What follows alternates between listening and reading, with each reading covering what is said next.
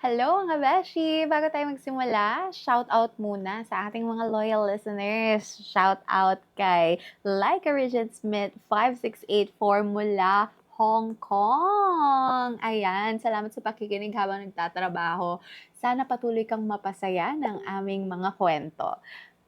Next naman kay Marisa Masaya o Marisa1663. Maraming salamat sa pag-aabang ng mga bagong uploads. Special shoutout din kay Garcia_MB93 na nagsabi na mas gusto niya pang makinig dito kaysa sa magbasa sa Wattpad. Grabe, sobrang na-appreciate namin yan. Salamat din kay Lolita Castillo-X1B, Teresita Gutierrez-N9E at kay Jonalyn Anquilo 8579 sa inyong matatamis na komento tungkol sa aming mga kwento dito sa Mr. and Miss Love. Ayan, at kay Jonalyn Marasigan -19F. Huwag kang mag-alala, beshi. Sisikapin naming huwag kayong mabitin every upload, okay? At hello rin last kay Yolanda Lopez 2282 listening from Hong Kong rin. Ayan, maraming salamat sa suporta. Ayan mga beshi, kung gusto nyong ma-shout out sa susunod naming episode, huwag nyong kalimutan na mag-comment sa baba.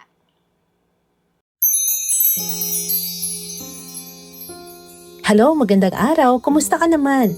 Handa ka na ba sa kwento natin ngayon? Naku, sigurado magugustuhan niyo to. Tungkol ito sa isang lalaking minaltrato at inalipusta ng kanyang asawa at in-laws niya. Ano kayang gagawin ng ating letter sender? Halika, sabay-sabay nating panoorin. O, simulan na natin ang kwento.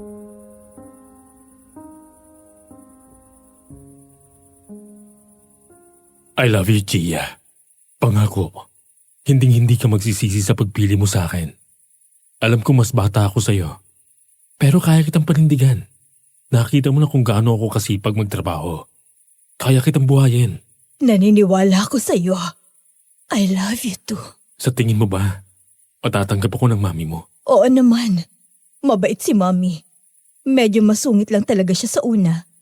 Pero matatanggap ka rin niya. Hindi naman niya nakikialam sa mga desisyon ko. Kung sakaling hindi man niya ako tanggapin, ipaglalabang kita. Pangako yan. Ganon din ako, Matt. Ipaglalabang kita. Basta walang bibitaw, ha? Miss and Mr. Love, ang paborito ninyong love story.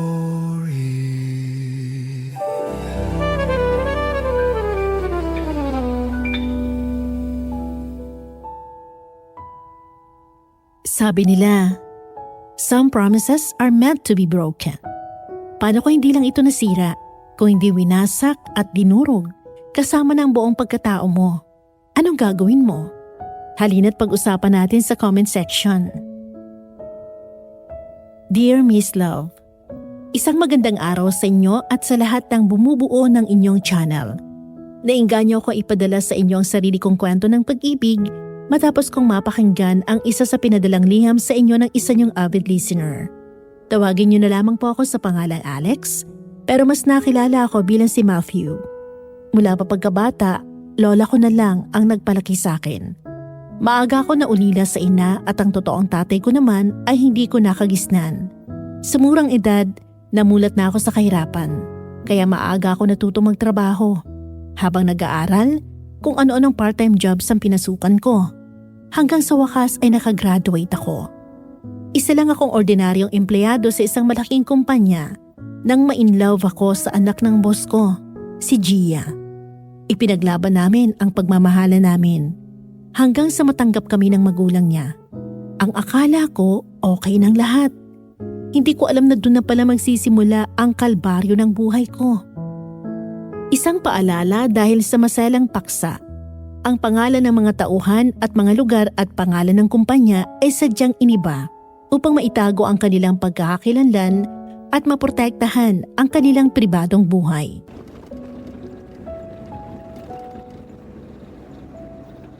Leia, sandali lang. Baka makita tayo ng asawa ko. Ano? Wala namang magagawa yung hampas lupang asawa mo. Ang mahalaga, legal tayo kay mami mo. Asawa ko pa rin si Matt. Kasal kami. Eh kung bakit naman kasi? Pinakasalan mo yun. Anong nakita mo dun? Hindi ka naman kayang buhayin nun ah. Ano, dahil mas bata siya? Dahil mahal ko siya. Mahal? Niluloko mo ba ako? Kung mahal mo siya, bakit may relasyon tayo? Come on, Gia. Hindi mo siya mahal. Ang sabihin mo, masyado ka kasing padalos-dalos. Ako na ang mahal mo, di ba? Sige na, bababa na ako. Sagutin mo ang tanong ko.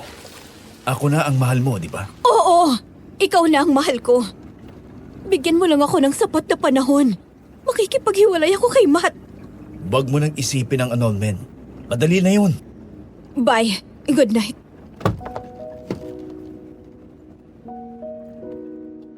Ang lahat ng pinag-uusapan ng dalawa sa kotse na yon ay nalaman ko dahil sa pagmamagandang loob ng driver ni Leo, si Mang Peter, na nagkataon kapitbahay namin ni Lola. At mula dun sa bintana ng kwarto naming mag-asawa, kitang-kita ko kung paano naghahalikan ang dalawang taksil.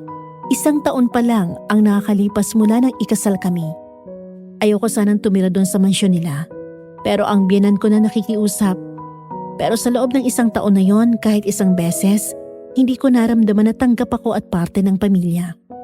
Si Gia, na inaasahan kong magiging kakampi ko sa oras ng problema, mas kinakampihan pa ang magulang niya. Hindi 1 beses ako nakatanggap ng mga salitang pangmamaliit mula sa nanay niya. Minsan, mula na rin mismo kay Gia.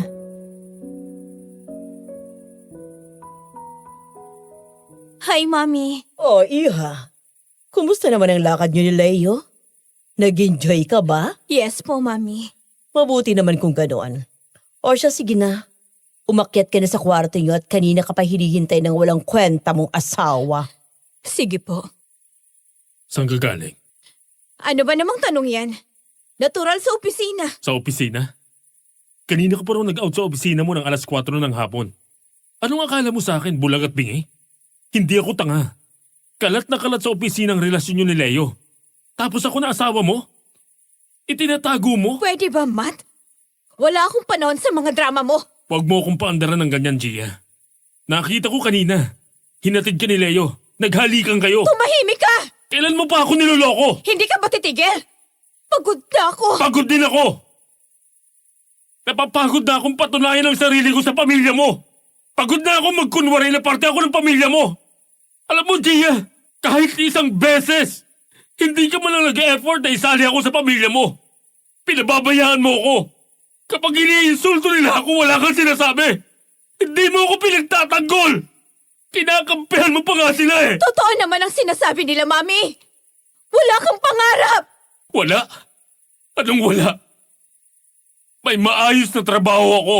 Binigyan ka ng mataas na posisyon sa kumpanya. Pero ayaw mong tanggapin. Ano ba mahirap intindihin sa sinabi ko? Ipinaliwanag ko na sa'yo, di ba? Hindi ako sanay na tanggap lang ng tanggap. Gusto kong pinaghihirapan ang mga nakukuha ko. Yan! Yan! Yang pride mo ang problema sa'yo! Eto na lang ang meron ako. Teka nga, bakit ka ba kating-kating na tanggapin kong mataas na posisyon na yun sa kumpanya? Ha? Ikinahihiya mo ba ako? Kaya ayaw mong malaman ng mga tao sa opisina na asawa mo ako? Ano na lang ang sasabihin ng mga kakilala ko? Ng mga kaibigan ko? Nagpakasal ako sa isang ordinaryong empleyado? Mabubuhay ba tayo ng sweldo mo? Ayun! Lumabas na rin ang totoo. Ikinahihiya mo nga ako. Alam mo, nagrito ako sa umpisa pa lang. Sinabi mo, tanggap mo ako. Sinabi mo rin na hindi ka tumitingin sa estado ng buhay basta mahal mo. Sinabi ko na sa'yo sa una na bibigyan kita ng magandang buhay. Pero unti-unti ang pag-asenso natin. Ang sagot mo pa nga sa akin, kaya mo mamuhay ng simple. Ilang beses kitang tinanong. Ilang beses mo rin siniguro sa akin na handa ka sa simpleng buhay. Ano yun? Press release mo lang? Ang sabihin mo, natatakot ka mawala ang mga luho mo. Kahit anong pakiusap ko sa'yo, ayaw mong umalis tayo rito! Pwede ba, Matt? Tama na! Dahil eto lang ako! Kumabit ka sa mas may pera, ang kapal na mukha nyo. Harapan mo akong pinipendeho. Kaya kong umasenso. Kaya kong umangat mula sa kinalalagyan ko. Ang kailangan mo lang ay maghintay ng konti. I'm sorry. Nagkamali ako. At pinagsisisihan ko na pinakasalan kita.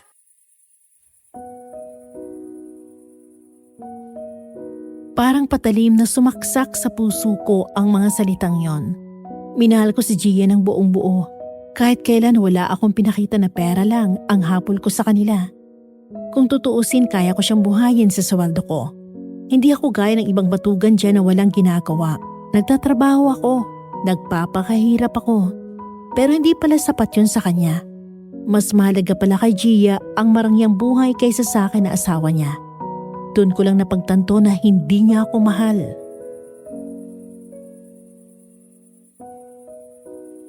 Pues, nagsisisi akong nakilala at minahal kita. Kung nagsisisi ka na nagpakasal ka sa akin, mas lalo ko. Sige, diyan ka sa pamilya mo na akala mo napakalinis at walang bahay na dungis. Baka akala mo hindi ko alam ang ginagawang kalokohan ng mga magulang mo. At ang iligal nilang negosyo. Wala akong alam sa mga sinasabi mo. At huwag mo silang pagbibintangan. Huwag ka magalala. Bukas na bukas, lalayas ako dito.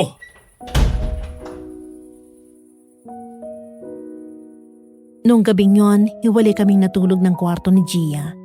Nakahanda ng mga gamit ko. Dapat ay aalis na ako noong gabing yon. Pero kahit galit na galit ako, hindi ko magawang itanggi na mahal ko pa noong panahong yon ang asawa ko. Umasa ako na magbabago ang isip niya at hihingi ng tawad sa akin. Nagbakasakali ako na maiisip niyang pagkakamali niya at bumalik sa akin. Hanggang nasa gitna ako ng pagtulog ko. Biglang may ilang lalaki na humablot sa akin at bigla akong inihagi sa sahig. Ilang sandali pa, pumasok ang biyanan ko.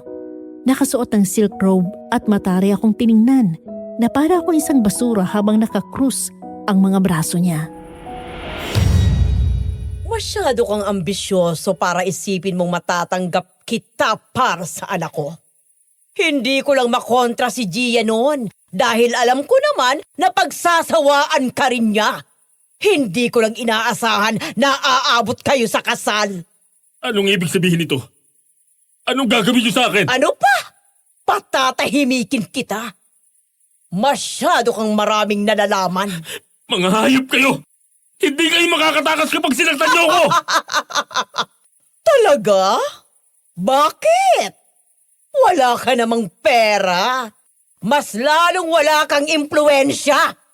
Isa ka lang hampas lupang napulot ng anak ko na parang kuting. Kaya wag mo kong takutin. Mami, ano? Huwag kang makialam dito. Pinabayaan kita sa kalokohan. Tiniis ko ang presensya ng basurang yan sa pamamahay ko. Kung gusto mong magsama kayo ni Leo na walang kahit anong aberya, pabayaan mo ko. Siya nga naman, honey. Kapag wala nang lalaking yan, pwede na tayong magpakasal. Ano pang ginagawa nyo? Sige na, umpisahan nyo na. Teka, wag! Wag! Gia! Tulungan mo ako! Gia!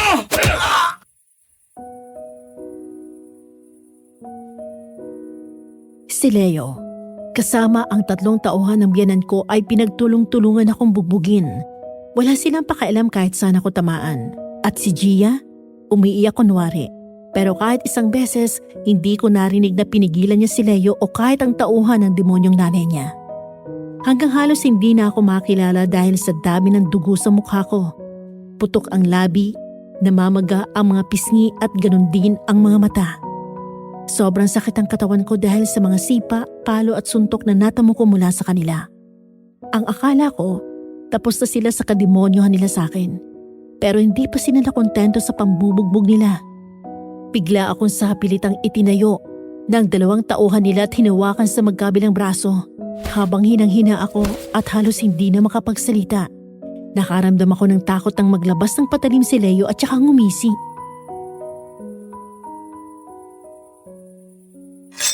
Mula sa araw na ito, patay na si Matthew Ramos. Pauwi na siya ng mga kursundahan ng mga adik. Binugbog at sinaksak hanggang sa mamatay. Wag! Wag! Gia! Pigilan mo siya! Gia! Eto, itapon niyo sa labas yan. Doon sa tambakan ng basura!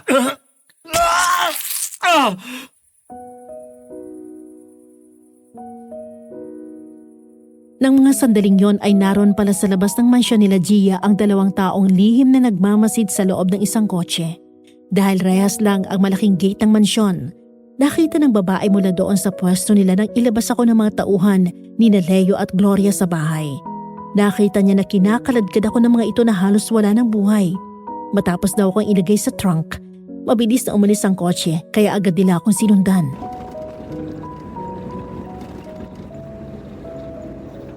Sundan mo, Abel. Bilis! Ano kayang ginagawa ng mga hayop na yan? Sana walang masamang mangyari sa kanya. Kung hindi, malulungkot talaga si Sir Rogelio. Kahit kailan talaga, maitim ang budhi ng pamilya na yan. Lalo na yung matapobreng si Doña Gloria. Mukha na magbinabad sa chinsanso ang mukha.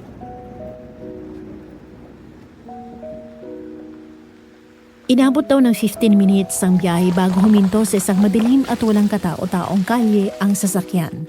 Bumaba ang dalawang lalaki.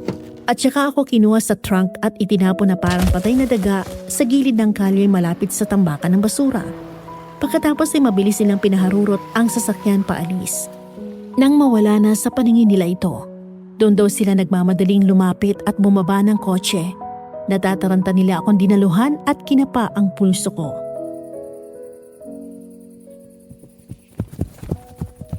Abel, buhay pa siya. Pero kailangan natin siya agad madala sa ospital.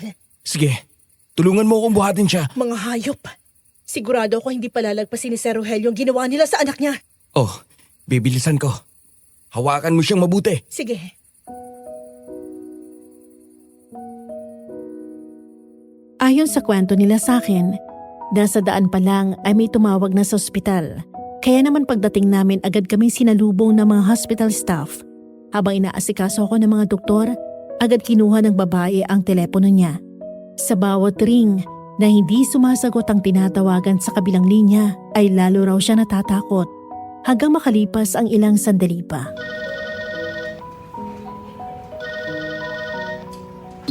Andrea, iha. Kumusta? May balita na ba? Sir, may masamang nangyari. Nandito po kami ni Abel sa ospital. Mukhang pinagtangka ang patayin ng pamilya niyo si Matthew. Bugbog sarado siya at halos hindi makilala mukha niya. Ano? Nasaan ang anak ko? Kumusta siya? Inaasikaso pa po siya ng mga doktor. I-text mo sa akin kung saan ospital yan. Pupunta ako ngayon din. Sige ho, sir.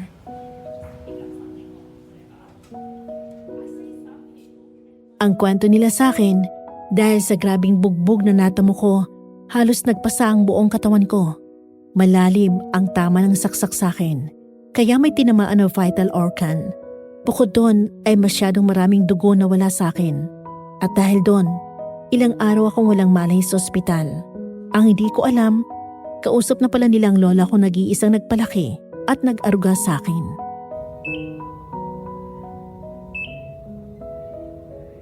Mga hayop! Mga walang puso mga taong yon. Halos mamatay ang apo ko dahil sa ginawa nila. Ay kung hindi kayo dumating, baka wala na siya ngayon. Kaya nga po kami nandito para tulungan kayo. Maraming salamat, Ma'am. Matanda na ako. At ilang taon na lang ang nalalabi sa buhay ko.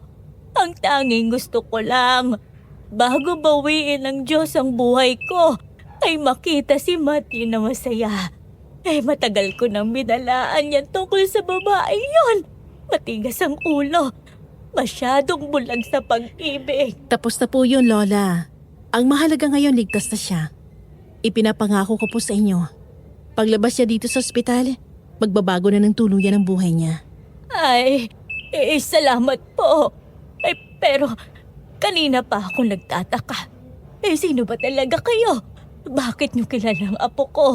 Hindi ko po siya personal na kilala, pero ang boss ko po, opo, kilalang kilala siya at matagal na siyang hinahanap.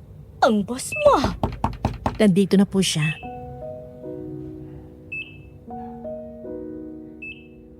Nang lumingon si Lola Lilia sa pinto ay siya naman binuksan nito. Pumasok ang isang may edad na lalaki. Halos kasing tangkad ko at kamukhang kamukha ko. Matagal daw siyang tinitigan ni Lola hanggang sa lumapit ang lalaki sa kanya. Ngumiti. Kinuha ang kamay niya at nagmano sa kanya. At dahil 85 years old na rin ang lola ko ng mga panahon na yon, Nahirapan na siyang kilalanin ang bagong dating hanggang sa magsalita ito at magpakilala.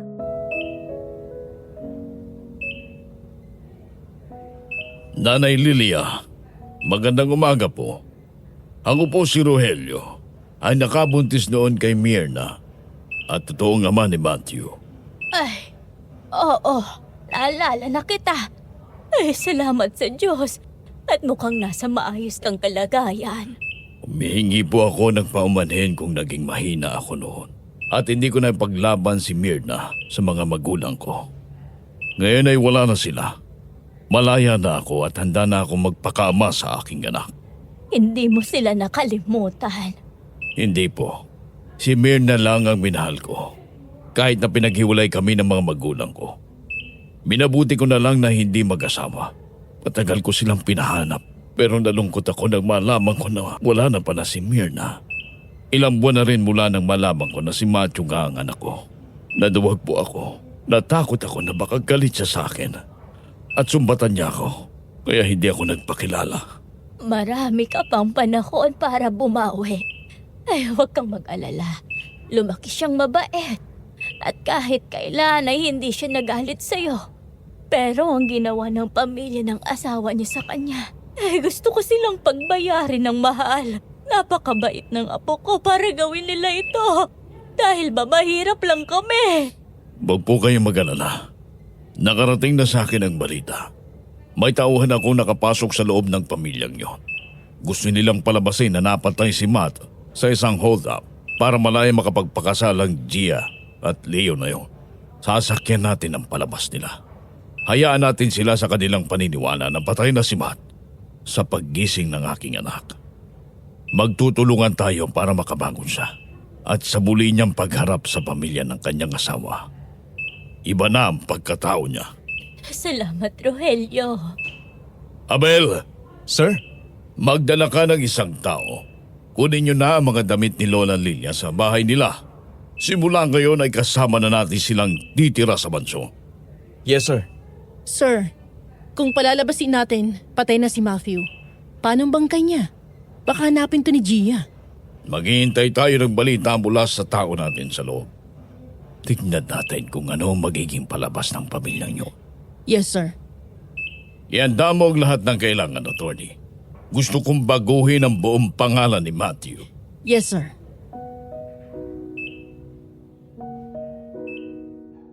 Lumipas ang 5 taon. Salamat sa Diyos at nakaligtas ako mula sa kamatayan. Salamat kay Andrea at Abel na maagap ako na saklolohan ng gabing yon. Nang magkamalay ako, doon na nila sinabi sa akin ng totoo kung sino si Don Rogelio. Para akong batang umiyak nang ipakilala niya ang sarili niya bilang totoong ama ko.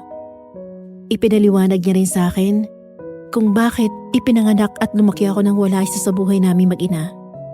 Mula noon, nagbago na ang buhay ko. Mula sa lalaki mahirap ay naging isang bilyonaryo at nag-iisang tagapagmana ng tatay ko. Sa loob ng 5 taon, hinubog ako ni Dad.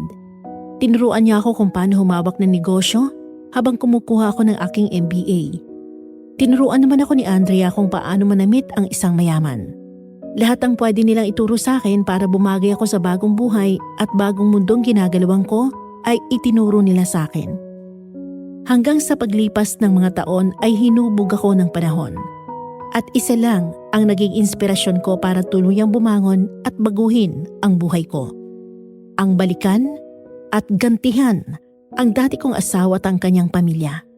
Yun din ang iniwan kong pangako kay Lola Lilia. Bago siya binawian ng buhay, 2 taon na ang nakakalipas. Colleen, huwag kang tumakbo, anak! Papa? Papa Alex! Papa Alex! Colleen, nandito na palang baby ko. Sinong kasama mo? Si Mami po. Kapag talaga narinig niya ng pangalan mo, wala na, hindi na ako pinapansin. Ganon talaga kapag daddy's girl, no? O anong gusto mong kainin mamaya? Chicken joy po, tsaka spaghetti, french fries, and ice cream. Okay, kung yan ang gusto ng baby ko, yun ang kakainin natin. Go, play over there. Papa Alex and Mami will work.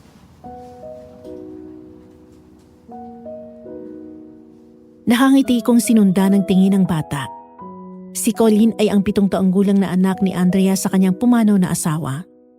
Mula nang naging malapit kami magkaibigan ni Andrea, at lumapit din ang loob sa akin ng bata. Palibhas ay lumaking walang ama. Ang kwento niya sa akin, buntis pa lang siya noon nang mamatay sa isang vehicular accident ang asawa niya. Samantala, lumingon ako sa kanya nang bumuntong hininga siya at umiling.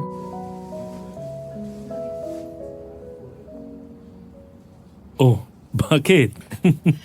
Masyado mo yung ni-spoil ang anak ko, Alex. I love spoiling her.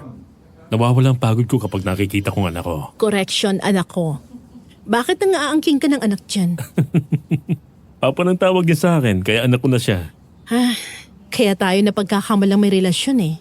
Huwag mo ngang isipin ang mga sinasabi ng mga tao dyan. Nga pala, sa Sabado ko na ipapakilala ni Tito na bagong CEO ng kumpanya. Yun na rin ang launching ng bagong real estate business nyo. Ready ka nang humarap sa mundo bilang si Alexander James Villarante?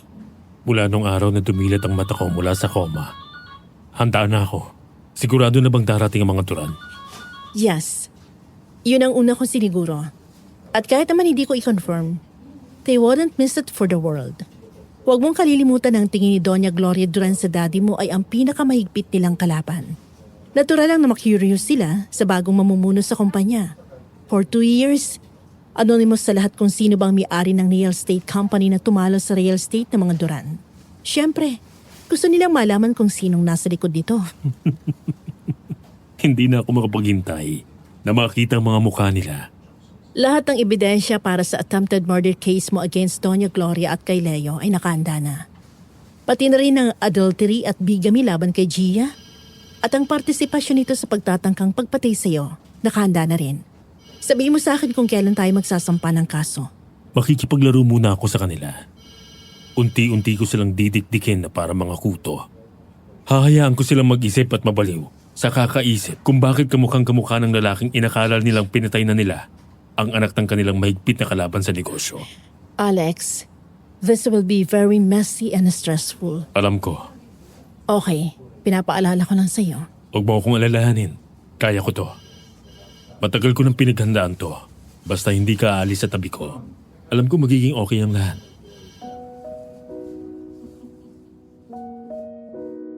Sa loob ng 5 taon, ang buong akala ni Gia at ng pamilya niya ay patay na ako. Na-hold up daw ako at napatay matapos akong saksakin at bubugin. Nang mabalitaan namin na yun ang pinagkalat din ng balita sa opisina nila tungkol sa akin, sinakya namin ang palabas nila. Dinagdagan na lang namin ang kwento na nagkamalay at nakatayo pa ako bago nahulog sa estero. Bumili pa si Dad ng bangkay na wala ng kaanak na natagpuan sa isang ilog. Dahil namamaga ang buong katawan nito hanggang ulo, hindi na ito makilala. Ang bangkay na yon ang pinalabas nilang ako. Matapos yon, sa loob lamang ng 4 na buwan, ikinasal sina Gia at Leo. Mula noon ay pinapalitan ko ang pangalan ko. Mula kay Matthew Ramos, kinuha kong original name na gusto sanang ipangalan sa akin ni Daddy nung bago ako ipanganak. Kaya ngayon, ako na, si Alexander James Villarante. Samantala, sa mansyon ng mga Duran ayon sa kontak naming tao na nagtatrabaho sa kanila, aligagana mga ito habang unti-unting bumabagsak ang real estate company nila. Sa sasakyan pa lang daw, mainit ang ulo ng Donya. Bumabagsak na kasi ang trust rating sa kanila ng mga tao. Bukod doon, wala nang gusto mag-invest sa mga project nila. Lahat ay napupunta sa bagong real estate na halos 3 taon pa lang nag-ooperate. Pagdating sa bahay at habang kumakain, ang lagay pa rin ng kumpanya nila ang usapan ng 3.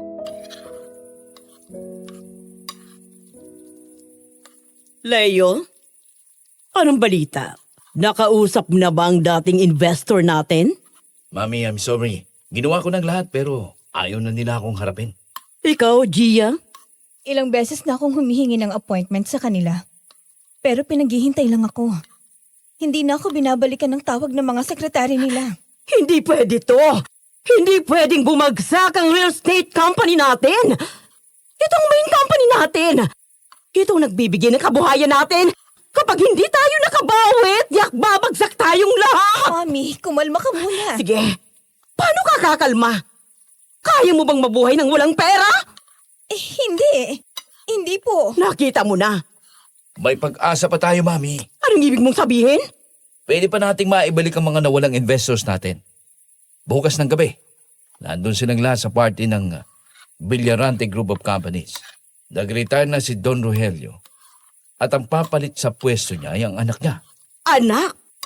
Wala namang pamilya si Rogelio. Teka. Meron nga pala. Baka nakita niya ng anak niya sa dating babaeng kinabaliwan niya.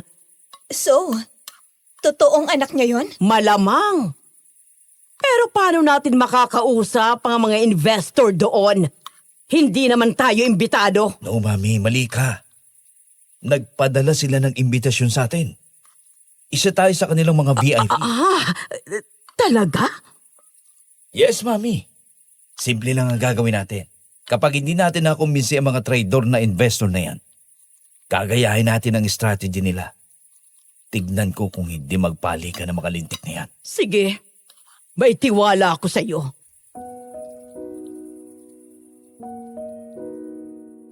Habang nangyayari yon sa mansyon ng mga Duran, kami naman sa bahay ng mga oras na yon ay kakauwi lang.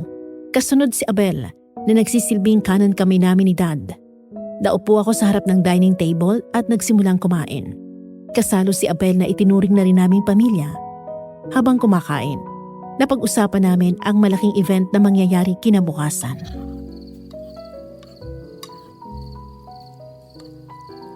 Kumusta ang paghahanda? Okay ng lahat, Dad. O ang mga bisita? Napadalan po lahat ng imbitasyon. Inuna ko na po ang mga Duran. Oh, very good. Anak, nakahanda na ba ang isusuot mo? Opo. Si Andrea pa mismong pumili ng isusuot ko bukas. Mabuti kung ganon.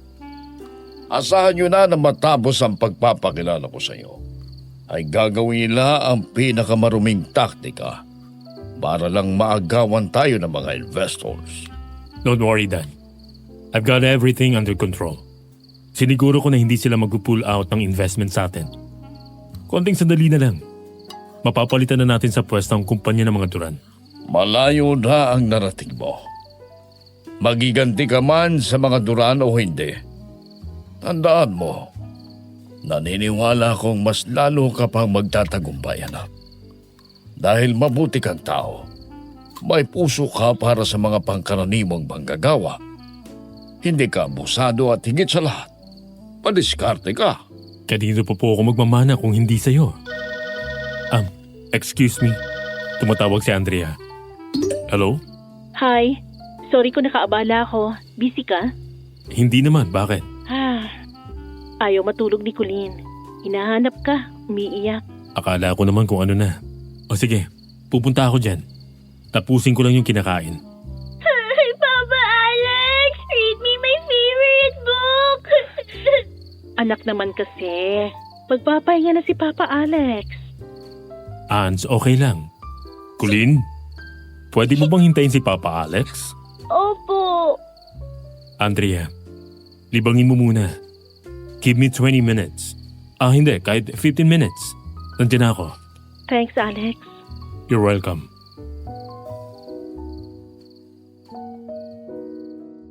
Nang ibaba namin ang tawag ay nagmadali ako bigla sa pagkain ko. Mula nang makilala ko si Andrea ay napalapit na ako ng husto sa anak niya. Nung magpakasal kami ni Gia, gusto ko na magkaanak kami kaagad. Pero hindi kami makabuo dahil mas matanda siya sa akin. Matapos ang ginawa nila sa akin, naisip ko na mabuti na rin na hindi kami nagkaanak dahil tiyak na kawawa ang bata kong naiwan sa kanila. Patayo na ako sa kinauupuan ko nang mapatingin ako kay Dad. Natatawa kasi siya at napapailing. Bakit ka tumatawa? Ikaw kasi, anak. Basta sina Andrea at Colleen, mas mabilis ka pa sa alas 4 kung kumilos. Aminin mo nga, may gusto ka ba kay Andrea? Dad, malapit na kaibigan ko lang siya. O baka naman mamaya, sinasabi mong kaibigan mo lang, pero hindi ka lang aware na iba na pala ang tibok ng puso mo para sa kanya. Oo, boss. Marami naman pong nagsasabi na bagay kayo. Parang ikaw daw ang tunay na ama ni Colleen. Alis na nga ako. Kayong dalawa talaga.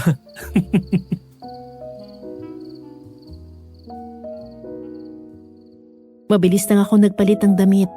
Mula sa office suit ay nagpalit ako ng black sweatpants at white shirt at saka nagsuot lang ng tsinelas. Pagkatapos ay agad akong umalis. Nasa kabilang subdivision lang naman ang bahay ni Andrea. Kaya bago pa lumagpas ang 15 minutes ay naroon na ako sa harap ng pedestrian gate at nagdo-doorbell. Napangiti ako nang marinig ko ang masayang boses ni Colleen. Nang buksan ni Andrea ang gate, sinulubong niya ako ng ngiti.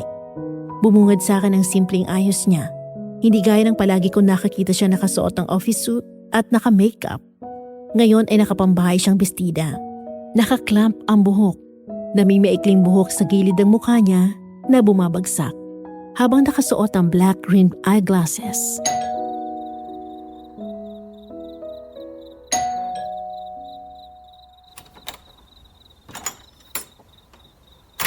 Salamat sa pagdating.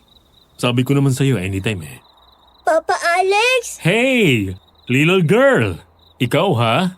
Ayaw mo matulog. Nahihirapan tuloy si Mami. Halika, magbasa na tayo ng favorite storybook mo. Yay!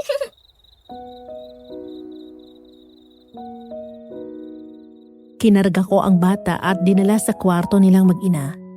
Pagkatapos ay binasahan ko siya ng libro. Napuno ng malakas na tawa ni Colleen ang buong kwarto. Hanggang sa bago matapos ang kwento ay nakatulog na rin siya sa wakas. Dahan-dahan kong ibinaba ang libro, tsaka ko siya inayos ng higit at kinumutan. Hindi pa muna ako umalis sa tabi niya at hinayaan ko mahimbing pa lalo ang kanyang tulog. Makalipas ang ilang sandali, saka ko bumaba ng kama. Paglabas ko ng kwarto, naabutan ko si Andrea na nagliligpit na ng mga gamit.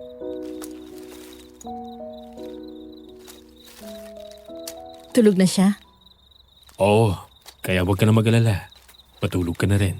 Salamat, Alex. Alam mo, hindi ko alam kung anong gagawin ko kung wala ka. Mula nang dumating ka sa buhay namin mag-ina, hindi mo na ako pinabayaan. Masaya ako kapag kasama ko kayong dalawa. Kaya huwag ka mahiyang magsabi. Kahit ano, basta may kailangan ka, sabihin mo lang sa akin. Okay. Salamat. So, I'll see you tomorrow? Yes, see you. Dadaanan kita dito. Okay.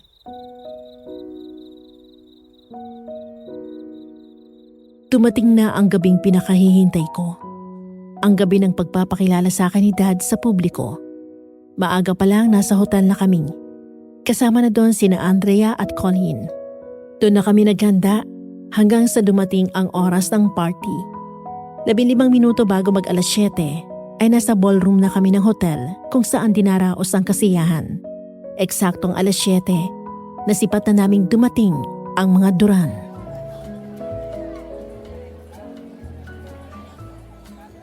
Sir, nandito na po ang mga VIP guest natin. O mabuti.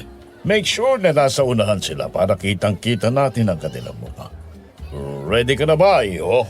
Yes, Dad. Galingan mo, anak. Okay? Opo.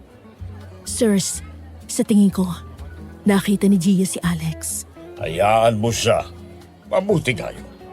Para magbistulang multo ang anak ko sa mga ginawa nilang kayo pa doon. Nakita mo bang mukha niya? Parang totoong nakakita ng multo. Andrea, Yes? halika. Dito sa tabi ko. Bigyan natin sila ng munting palabas. Let's act like a couple.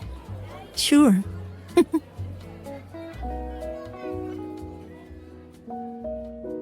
Habang nag-uusap kami, sakto may dumaan na waiter na may dalang tray ng champagne glasses.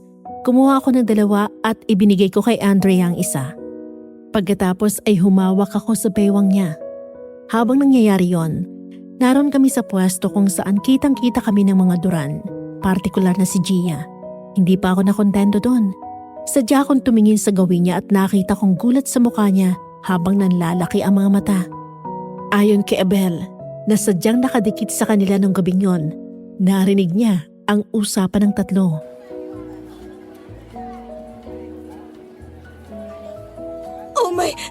Oh my gosh!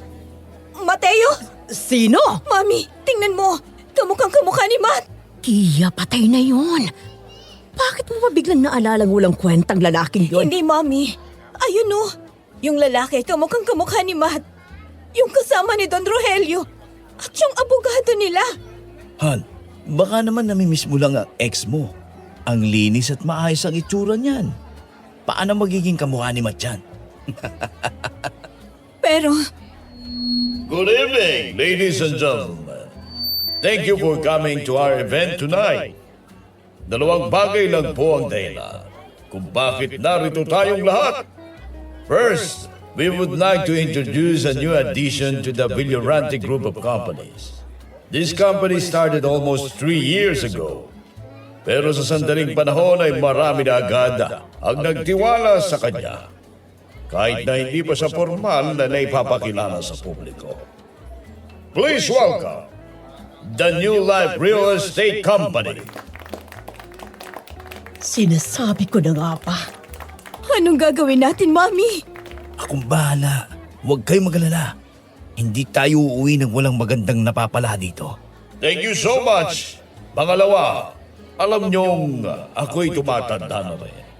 At humihina na rin ang mga buto-buto ko.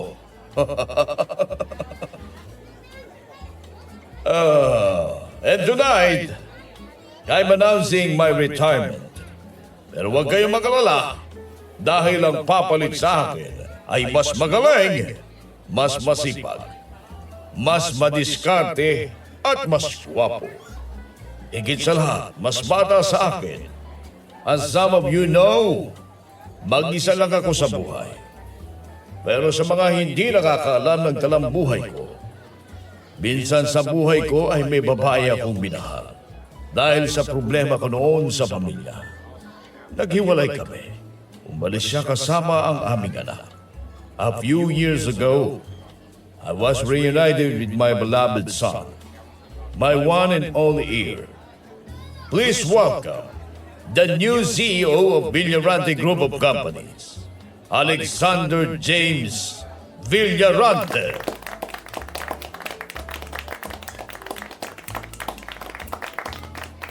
Si Matthew? Sabi ko na sa inyo eh. Hindi pwede. Paano? Leo, ang akala ko ba? Yes, Mami. Siniguro kong patay na siya nang ipatapong ko sa mga tauhan ko. Sandali.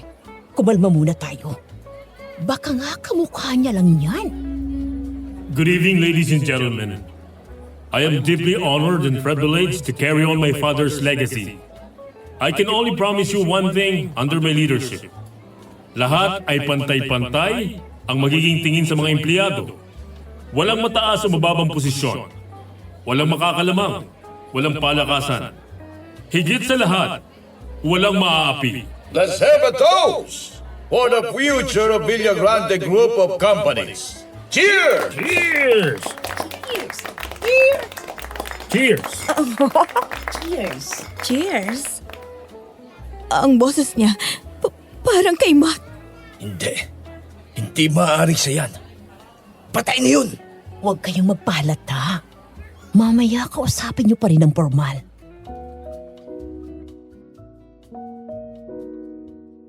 Gusto kong tumawa ng malakas nang makita ang gulat sa mukha ng tatlo. Daig pa nilang nakakita ng multo nang sumampa ako sa stage.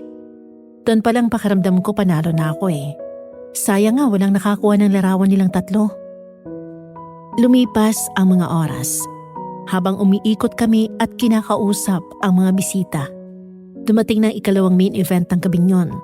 Ang personal na paghaharap namin ni Gia at ang matapobre niyang ina.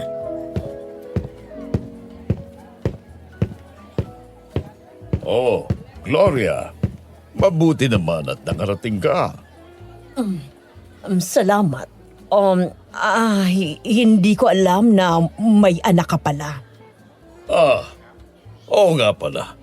Alex, siya si Doña Gloria Duran of Duran Group of Companies.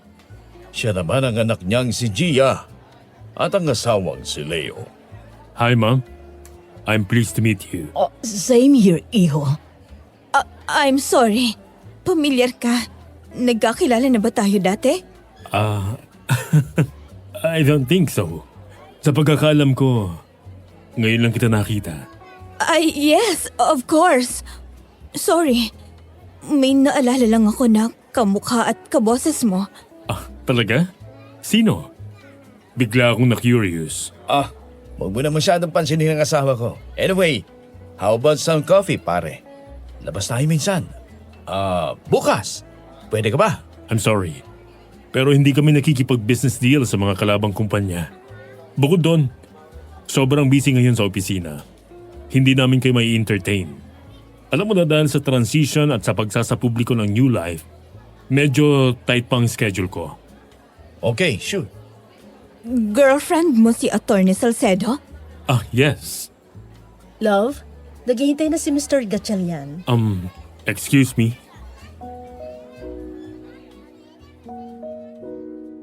Matamis akong ngumiti kay Gia bago kami tumalikod. At sadya pa akong huminto sa paglalakad sa mismong gitna ng dance floor at isinayaw si Andrea. Nung una, it's all for a show. Pero nang matitigan ko ang magandang mukha ni Andrea, doon ko naramdaman na totoong gusto ko siyang isayaw. Aaminin ko, masyado nakatuon ang pansin ko sa plano namin nung gabing yon. Nawala si isip kong purihin ang magandang suot at ayos ni Andrea. Kanina ko pa rin napapansin ang mga lalaking umaaligid sa kanya. And Miss Love, aaminin ko, I want to keep her beside me. Ayoko may mga lalaking lumalapit sa kanya.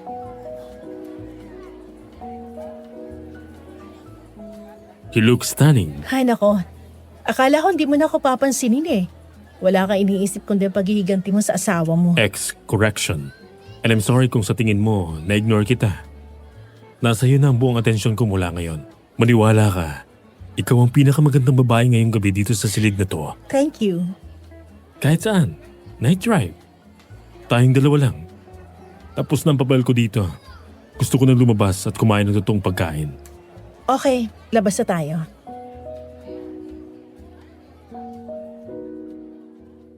Mula doon sa ballroom, ay magkahawak kamay kaming lumabas ni Andrea. At habang naglalakad sa hallway, kusa siyang bumitaw sa akin. Marahil lang nasa isip niya dahil hindi na kami nakakita ni Gia. Pero nagulat siya nang muli kong kinuha ang kamay niya. Pagkatapos ay ngumiti ako. Nang ngumiti sa akin si Andrea, tumalo ng puso ko, Miss Love. Kung alam niya lang ang tunay kong nararamdaman na matagal ko nang itinatago. Kung hindi lang dahil sa sitwasyon ko, matagal na ako nagtapat. Pero gusto kong maayos na munang lahat bago ko kausapin si Andrea at sabihin kung gaano ko siya kamahal. Hindi mapatid ang ngiti sa mga labi namin ni Andrea habang palabas kami ng hotel. Pagparada ng valet driver ng kotse ko sa harap ng lobby, agad kong binuksan ang pinto ng passenger seat bago ko umikot sa side ng driver. Nabuksan ko ng pinto ng kotse nang matigilan ako at mapalingon sa loob ng lobby ng hotel. Nakita ko si Gia na tumatakbo habang palingon-lingon sa paligid. Nang makita niya ako, bakas pa rin sa mukha niya ang gulat. Umakbang siya palapit sa pintuan palabas. Nang malapit na si Gia sa pinto, saka ako sumakay ng kotse. Pagpasok ko sa loob, nakita ko nakatingin din si Andrea sa labas. Pagkatapos ay natatawang kinuhanan ng picture si Gia.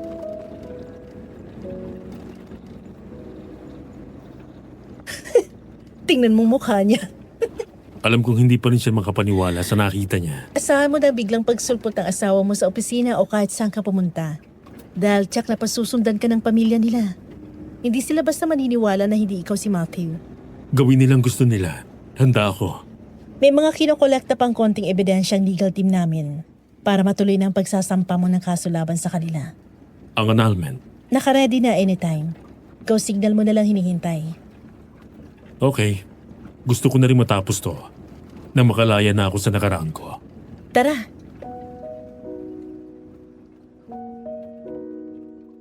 Mula sa hotel ay nag-drive lang ako hanggang sa Antipolo.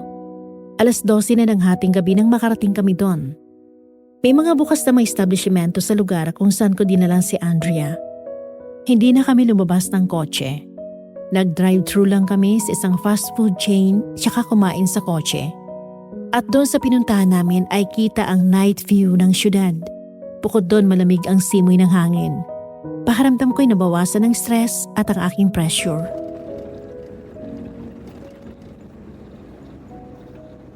Ang layo naman ng napuntahan natin. Antipolo? Gusto ko lang munang lumayo sa lahat. Sa lahat? Pero bakit sinama mo ko? Dahil ikaw lang ang gusto kong kasama. Kung may pinagkakatiwalaan ako ngayon, ikaw yon at si Dad. Ikaw ang nagligtas sa akin. Utang ko sa iyo ang buhay ko. Sabi ko naman sa'yo wala yon. Nagkataon lang talaga na nagmamanman kami ni Abel ng gabing yon. Sinadya na rin siguro ni Lord yun. Talaga lang hindi mo pa oras. Anong plano mo pagkatapos maadalang kasal niyo ni Gia? Ang pakasalan ka. Ha?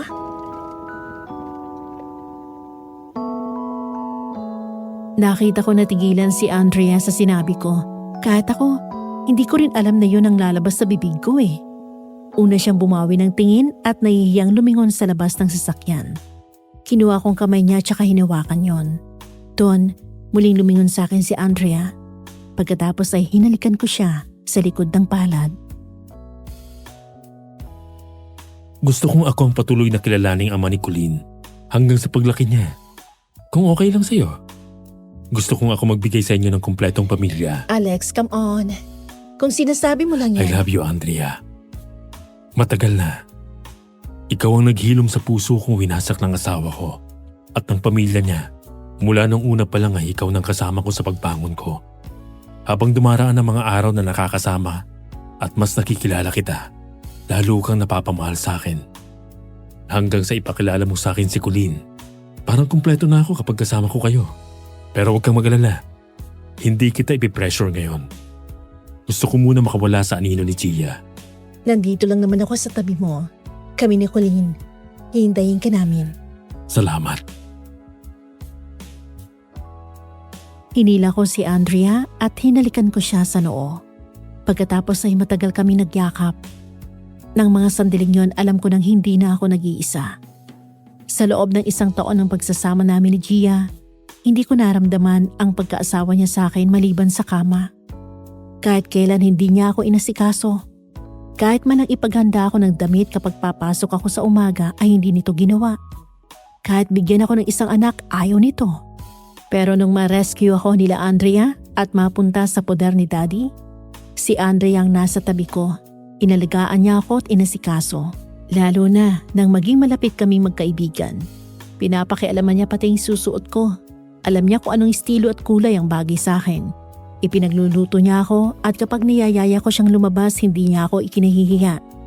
Para kami isang buong pamilya kapag kasama namin si Colleen. Lumipas ang ilang araw, gaya ng inaasahan namin matapos kong lumabas sa publiko. Sa tuwing nasa labas ako, kasama ko man si Andrea at ang daddy ko o kahit nasa meeting ako sa isang restaurant, palagi may nakasunod at nagmamanman sa akin. Madalas ang sabi ni Abel ay si Gia ang nakikita niya. Minsan ay si Doña Gloria o kaya naman ay kasama nitong si Leo. Pero isa lang ang napatunayan ko. Naalog ang mundo nila sa pagbabalik ko.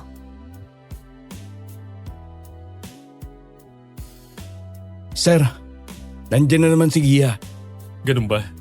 Kanina pa nakasunod? Opo, mula pa lang dun sa opisina hanggang dito. Sige, ako nang bahala dito. Darating naman si Andrea eh. Okay po. Kung may kailangan kayo, nasa kotse lang ako. Salamat.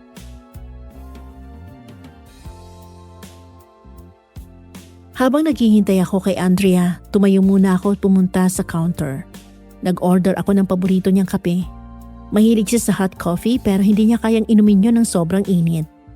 Palagi ito nagpapalipas ng 15 minutes para lumamig ng bahagya ang kape niya. Kaya umorder na ako para pagdating niya ay nakahanda ng lahat. Pabalik na ako sa table ko nang mapansin ko na nakapwesto na si Gia sa table na katabi lang sa akin. Tumalikod pa siya kunwari para hindi ko siya mapansin. Kaya naman sinakyan ko lang ang trip niya.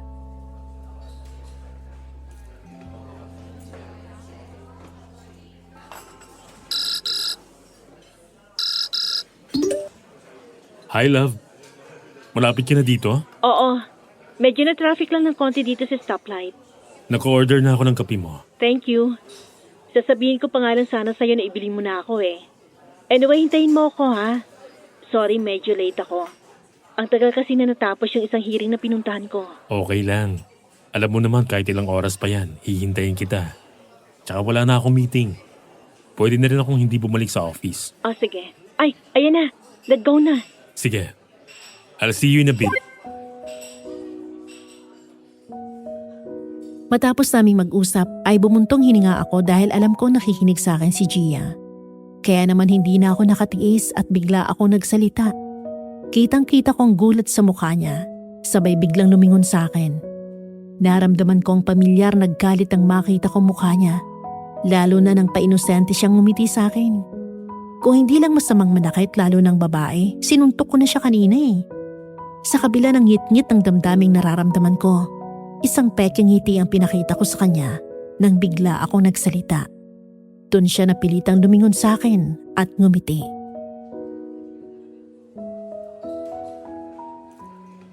Gia, right? Ha? Matt, Alex. What a small world. Ikaw pala yan. May kailangan ka? Ha? Kailangan? Anong ibig mong sabihin? Napansin ka ng driver ko. Kanina ka pa nakasunod sa amin mula sa opisina hanggang dito. Do you want anything from me? Ha? May business proposal sana ako para sa'yo. Oo. Totoong sinusundan kita. Naghahanap kasi ako ng tiyempo kung kailan ka makakausap. I'm sorry, Miss Duran. Pero hindi kami nakikipag-business deal sa mga kalaban ng aming kumpanya. Dapat kung magbibigay ka ng business proposal, tatawag ka sa sekretarya ko at hihingi ng schedule for an appointment or meeting. That's the proper way. Yeah. Of course. I'm so sorry. Hindi ko kasi sigurado kung mabibigyan ako ng appointment.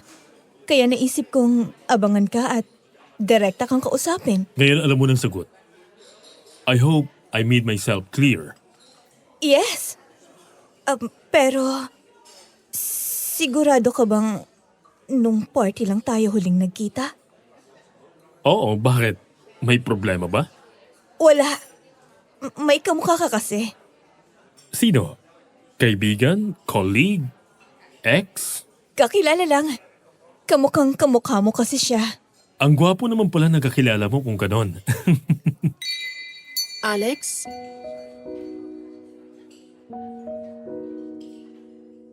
Agad na lumiwanag ang mundo ko nang masilayan ko ang magandang mukha ni Andrea. Nawala ang inis ko nang makita ko siya. Umangat ang kamay ko at mabilis siyang naglakad palapit. Pagdating niya sa pwesto ko, yumakap ang braso niya sa bewang ko. Pero ang hindi ko napaghandaan ay ang ipapakitang sweetness ni Andrea sa akin sa harap ni Gia. Yumakap din siya sa bewang ko at bigla niya akong hinalikan sa labi ng matagal. Pero syempre, hindi ako nagpahalata na nagulat din ako.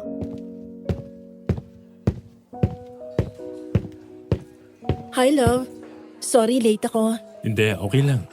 Oh, Miss Duran, dito ka pala. Paalis na rin naman ako. Sige, Mr. Villarente. Mauna na ako. Okay.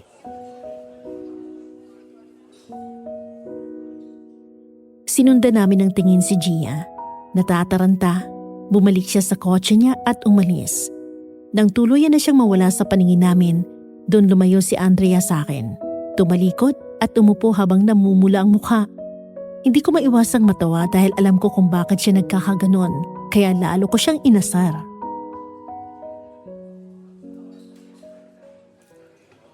Our first kiss, ha? Hindi ko akalain na ikaw pang mag-initiate. Tumahimik ka. Nagselos ka, no? Hindi Aminin mo na, nagselos ka eh. Halika na nga, umalis na tayo.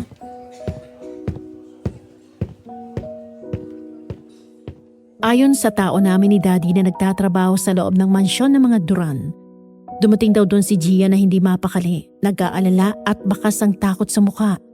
Nagtatakang sinunda ng tingin ni Doña Gloria ang anak. Nang mga sandaling yon ay saktong wala ang asawa nitong si Leo at nasa isang out-of-the-country business conference. Naupo si Gia sa harap ng mesa at panay ang kagat sa kuko niya.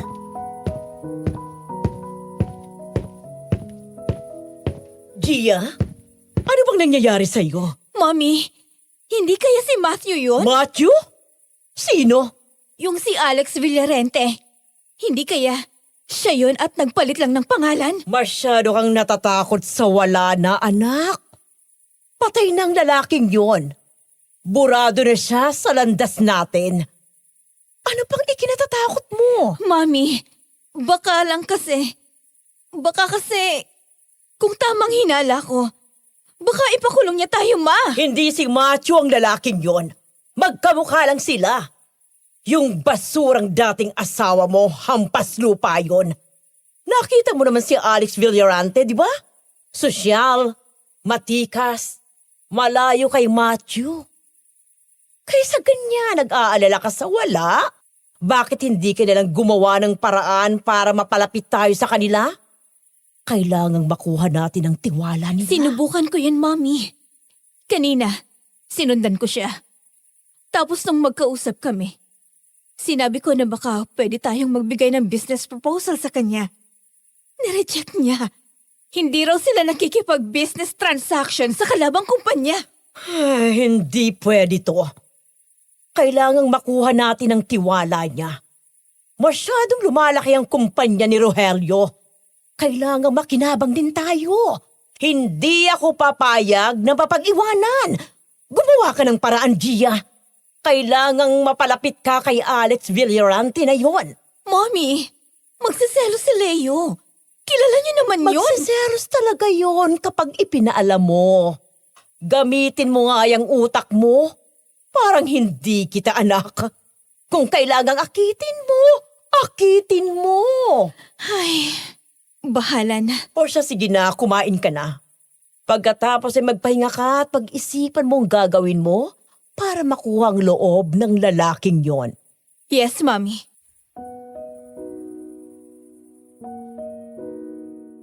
Matapos siyang marinig ng asset namin, agad siya nag-report kay Abel. Natigilan kaming lahat ang marinig namin ang lahat ng plano ng mag-ina. Lalo ako nagngit-ngit sa galit. Talagang gagawin nila ang lahat para sa pansarili nilang interes. Dahil doon ay agad ako nagpasya. Hindi ko na patatagalin ang pagtatago ko. Bibigyan ko sila ng isang malaking pasabog sa mga susunod na araw na hindi nila makakalimutan hanggang sa mamatay sila.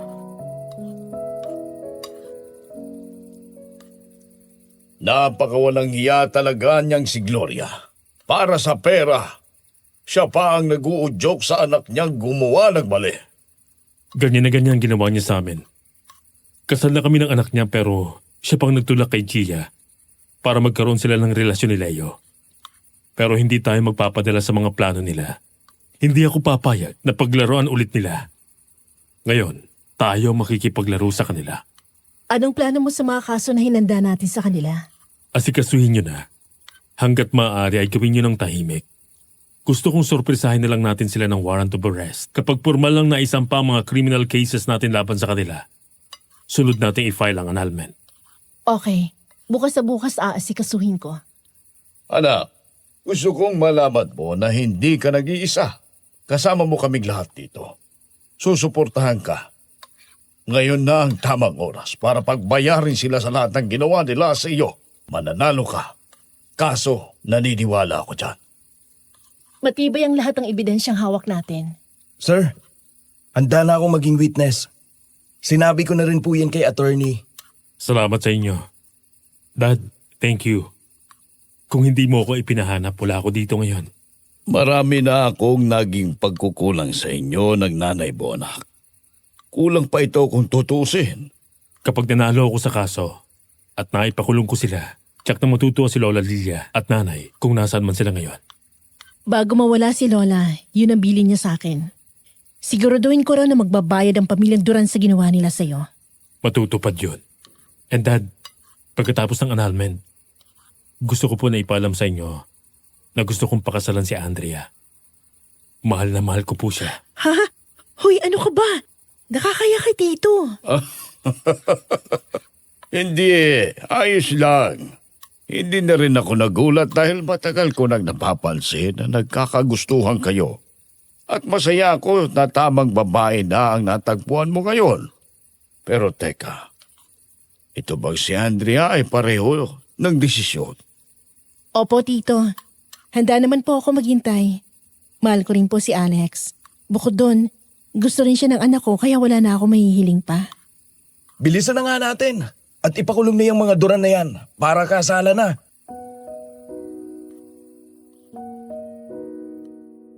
Habang abala kami sa paghahanda ng kampo namin sa binabalak naming panggulat sa mga Duran, nagsimula ng balak ng mag-ina laban sa akin. Isang gabi, sa parking lot ng gusaling pag-aari namin, Nakalapit na ako sa kotse at bubuksan ko na sanang pinto nang may bumaba mula sa sasakyan. Di kalayuan sa pinaparadahan ko. Hindi na ako nag-abala pang lumingon at binuksan ko na ang pinto.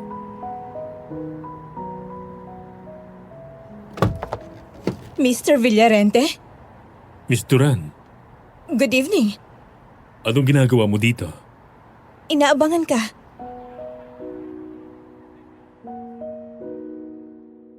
Salubong ang kilay ko nang tiningnan ko siya mula ulo hanggang paa. Nakasuot siya ng damit pang opisina, pero sadya nitong binuksan ang blouse hanggang sa lumabas ang cleavage nito. Pagkatapos ay sinuklay nito ang buhok gamit ang mga daliri habang palapit sa akin. Pasimple ako umatras habang si Gia naman ay sinubukan niyang hawakan ako. Iniwas ko ang sarili ko sa kanya at ipinhalata ko hindi ko gusto ang ginagawa niya.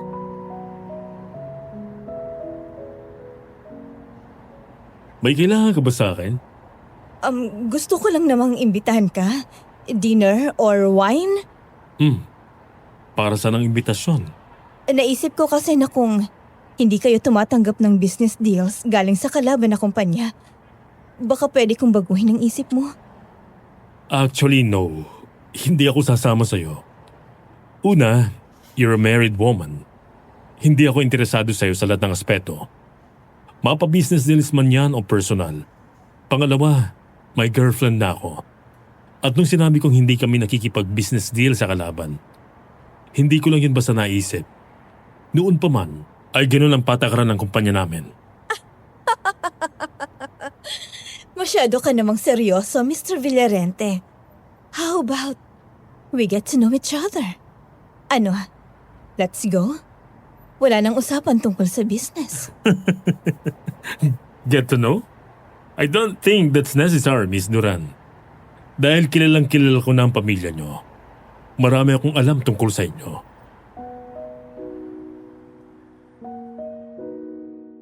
Nang sabihin ko yon, nakita kong biglang namutla si Gia. Ilang sandali pa dumating na si Andrea. Ang usapan namin ay hihintayin ko siya sa kotse habang hindi pa tapos ang meeting niya, kasamang iba pang miyembro ng legal team ng pamilya namin. Agad akong ngumiti nang makita kong hawak nito si Colin.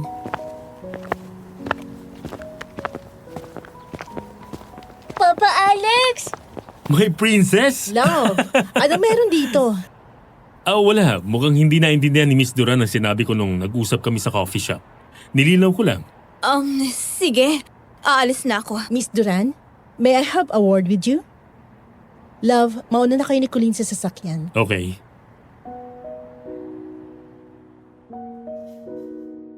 Mula doon sa kotse, ay nakita ko kung paano hinarap ni Andrea si Gia. Binuksan ko pa ng konti ang bintana para marinig ko ang pag-uusap nila. Nakita ko humawak sa bewang niya si Andrea at saka tiningnan ang ayos ni Gia. Matapos yun, bumuntong hininga siya at saka marahang umiling. Nakikita kong ginagawa mo sa boyfriend ko, Miss Duran. Ano bang sinasabi mo dyan? Wala akong ginagawa. Gusto ko lang makipagkaibigan. Kaya ko siya inimbitang lumabas. Friendly date. Oo. Huwag kang masyadong nag-overthink, attorney. May friendly date bang halos ilabas mo ng buong dibdib mo? At ang ayos mo'y daig pa mga bold star. Hindi yung pag-overthink, Miss Duran. Pinupuna ko lang yung obvious. Hindi kaya masyado ka lang threatened? At insecure sa akin? 10 taon ang tanda mo sa akin. May maayos akong trabaho, may maganda akong anak, at mahal na mahal ako ng boyfriend ko. So, ba't ako mai-insecure at matitreaten sa'yo? At hindi ka ba nahihiya? May asawa ka na, di ba?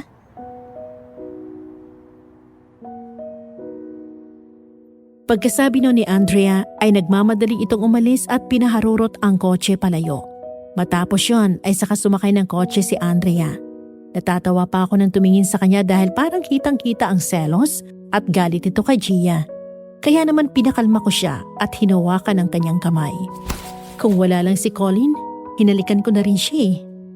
Mula doon sa opisina, dinala namin ang bata sa paborito niyang fast food chain. Ipinasyal din namin ito bago kami umuwi.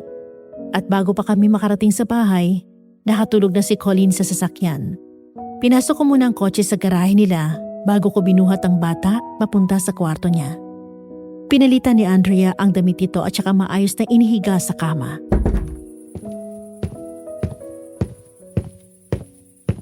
Uuwi ka na? Gusto mo na ba akong umuwi? Ayoko. Dito ka lang. Okay. May gusto ka bang inumin? Beer.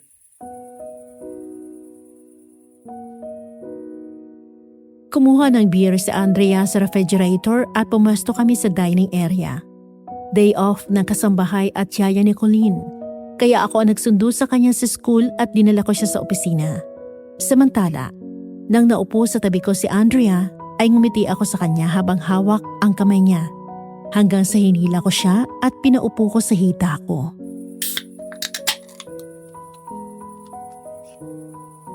Ang tapang kong humarap sa kanya kanina. Tapos bigla ko naalala na siya pa rin palang legal na asawa mo. Sa papel na lang yun. Nang nagpakasal siya kay Leo, hindi na siyang asawa ko. Pag-aari na siya ng iba. Hindi ka man lang ba naakit sa ayos niya kanina? Hindi ako naaakit sa kanya. Wala na siyang epekto sa akin. Kaya tumigil ka sa kakaisip ng kung ano-ano. Tapos na sa amin ang lahat. Ikaw nang mahal ko ngayon, Okay. Isang araw ng linggo, niyaya ko si Daddy kasama na sina Andrea, Colleen at Abel na lumabas. Sa dami ng trabaho sa opisina, dagdag pa ang kasong hinahanda namin laban sa mga duran, nakakalimutan na namin mag-unwind. Kaya naman nagyaya akong lumabas para makapag-relax. Nagpunta kami sa mall at nag-shopping. Pagkatapos ay nagpunta kami sa paboritong Chinese restaurant ni Daddy at doon kami kumain. Nang matapos kami at makapagbayad, ay agad din naman kaming umalis. Pero malapit na ako sa may pintuan nang may tumayong customer na kumakain at aksidenteng nagkabangga kami.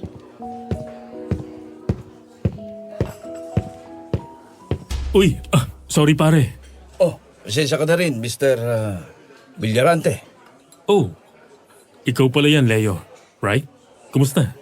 Ayos na. Mukhang ngayon lang kita nakita. 1 week akong nasa business trip. Baka may lakad kayong pamilya. Family bonding lang. Alam mo na, masyado tayong babad palagi sa trabaho. Kaya naisip naming lumabas muna. Lalo na't may bata na sa pamilya. Nice. Siya nga pala pare. May sasabihin ako sa'yo. Pero gusto kong malaman mo na this is out of concern. Okay, ano yun? Gia, your wife. Nahuhuli ko siyang ini-stalk ako. Palagi siyang nahuhuli ng driver ko na nakasunod sa amin. Pagkatapos ay nag-alok ng business deal na tinanggihan ko. Kung kilala mo ang ugali ni Dad, hindi siya kailanman tumanggap ng business deal mula sa kalaban na kumpanya. Pero si Gia, sinubukan niyang kumbinsin ako sa ibang paraan. Anong ibig mong sabihin? Sinubukan niya akong akitin. Ano? Baka naman nagkakamali ka na. Sana nga nagkakamali ako. Pero nandun si Andrea. Nakita niya mismo. Nagsasabi ng totoo si Alex. Nahuli ko siya at kinumpronta ko. Kaya kung pwede sabihin mo yung asawa mo. Oo, sige. Salamat at sinabi niyo to sa akin. Ako lang humihingi ng pasensya. Pasensya ka na rin pare. Matino akong lalaki. Kaya hindi ako pumapatol sa ganon. Sana lang kausapin mo siya. Mag-uusap kami mamaya. Sige, dito na kami. Bakit mo sinabi sa kanya? Para lang exciting. Baka bubugin niya si Gia. Hayaan mo silang magkagulo. Para rin alam niya ang pakiramdam ng binubugbog nang walang kalaban-laban.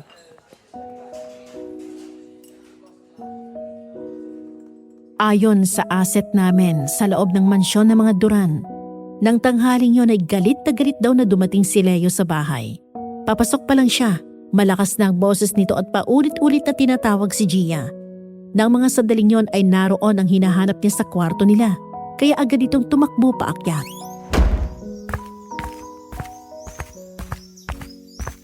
Gia! Gia! Teo, ano bang nangyayari at sigaw ka ng sigaw? Nasaan ang malandi mong anak? Ha? Ano ba kasing nangyari? Hayop yung anak mo. Hindi na ako binigyan ng kahihiyan. Gia! Bakit ka ba sigaw ng sigaw dyan? Hayop kang babae ka! Leo, sandali lang! Ano bang problema mo? Problema ko? Yang kalandian mo. Hindi mo na nga ako mabigyan ng anak. Nakuha mo pang lumandi at mang-akit ng ibang lalaki, ha? Ano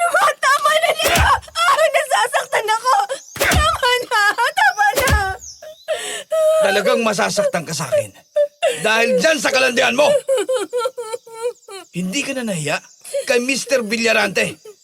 Ikaw pa mismo ang nagkalok ng sarili mo sa kanya. Ano ka? Bayarang babae? Ha? Okay na! Tama na! Tama na!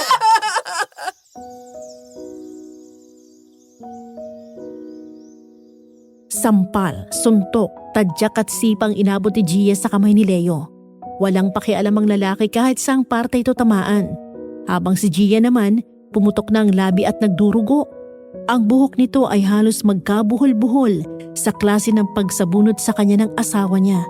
Hanggang sa biglang hinarang ni Doña Gloria ang sarili niya sa anak.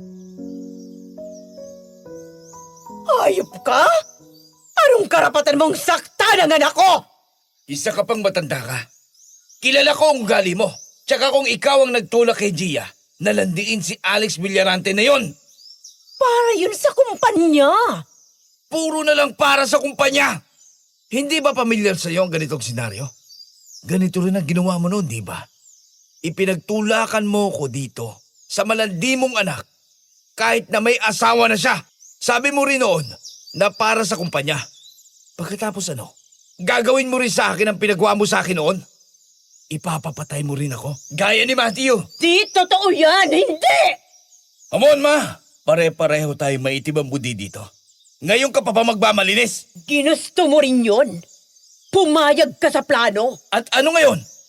Nakakita ka na naman ng mas mayaman na lalaki. Kaya sa kanya mo naman ibinubugaw ang anak mo. Hayop ka ring matanda ka. Tama na! Huwag mong babastusin ang mami ko! Lumayas ka dito sa pamamahay ko! Sige, pero isasama ko ang asawa ko. Demonyo ka! Pinagsisisihan kong pinakasalan kita! Ganyan na ganyan din ang sinabi mo kay Matthew noon, di ba? Habang binubugbog namin siya, halos mamatay na siya. Wala kang ginawa, nanood ka lang. Saka mo sinabi ang linyang yan. Pwes, magsisi ka man. Wala ka nang magagawa dahil hindi ka na makakawala sa akin. Ginusto mo to, di ba? Panindigan mo. Kaya pumasok ka sa loob! Ano ba? Mami! Pasok sabi! Oh, Mami!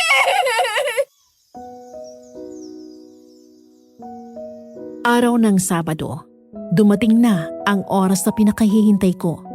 Matapos ang investigasyon at pag-aaral ng mga pulis sa kaso at ebidensyang matagal naming inipon, sa wakas ay nabigyan na kami ng warrant of arrest. Ang bala ko ay sasama ko, pero hindi ako bababa ng sasakyan. Pero nagkataon naman na nakatanggap ako ng text message mula kay Leo. Humihingi ng paumanhin sa ginawa ng asawa niya at iniimbitahan ako sa mansyon ng mga Duran. Dahil doon ay bahagyang nagbago ang plano. Una muna akong papasok habang nakaantabay sila sa labas.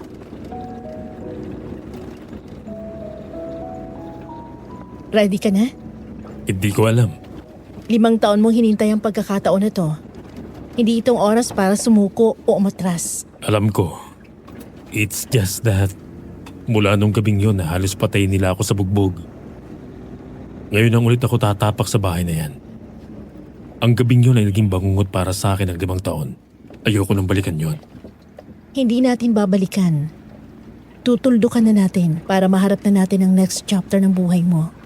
Saka huwag ka mag-alala. Kasama mo na ako ngayon. Salamat.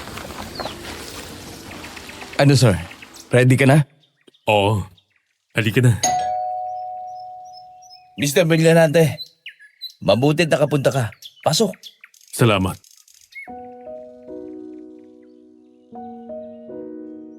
Napalingon sa akin si Andrea nang maramdaman niya na biglang humigpit ang hawak ko sa kanya matapos manlamig ang mga palad ko.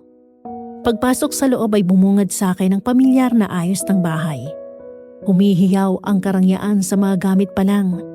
Bumalik sa akin ang nakaraan. Ang unang masayang mga buwan namin ni Gia bilang mag-asawa na kalaunan ay biglang nanlamig.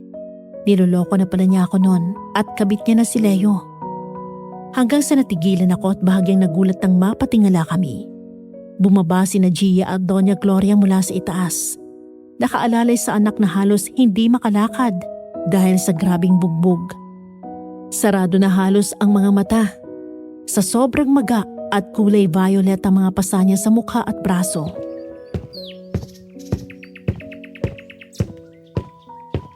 Sorry pero ano nangyari kay Gia? Tinuruan ko na ng leksyon. Kaya ako kayo inimbitahan dito ay para personal siyang humingi ng paumanhin. Okay lang ba siya? Baka kailangan niyang dalhin sa doktor. Hindi. Kaya niya yan. Hindi ko naman siya papatayin eh. Hoy Gia! Humingi ka ng paumanhin sa kanila.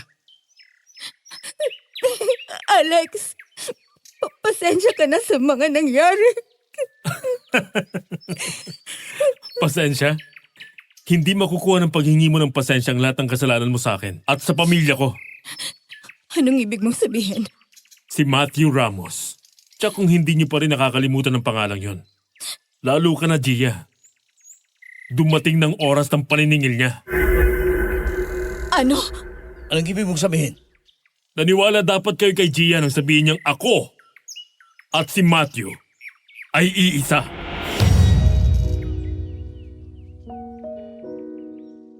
Kitang-kita ko ang gulat sa mga mata nila, Miss Love. Para silang nakakita ng maligno. Namutla si Doña Gloria at ganun din si Leo. Mas lalo na ang dati kong asawa.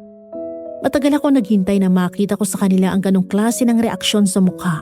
Mga mukha ng takot. Sa unang beses ay nakita kong nabahag ang buntot nila. Ang matapobreng tingin ni Doña Gloria ay biglang parang naging tuta na nagsusumamo na makuha ang kapatawaran ko.